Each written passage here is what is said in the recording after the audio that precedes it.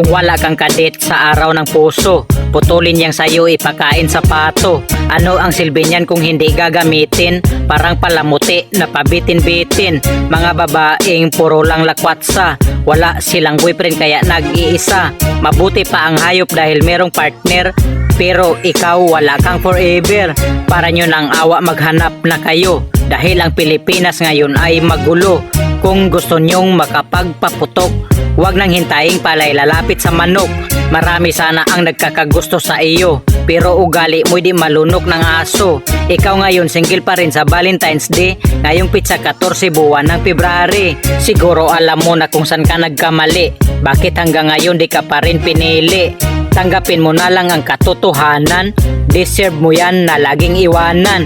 Kung ako sa'yo magbago ka na, di ka ba nainggit may kadit na sila? Grabe sila kasweet lalo pag nakamotor. Ikaw na sumama gawing taga-picture. Ngayong araw ng puso may mga kasabihan, kung wala kang kadit ay matulog ka na lang. Sarado mo yung kwarto at amoy ipikit, baka sa panaginip meron ka ng kadit. Para naman sa lahat na hindi single, i-ready nyo na ang inyong mga tinggil.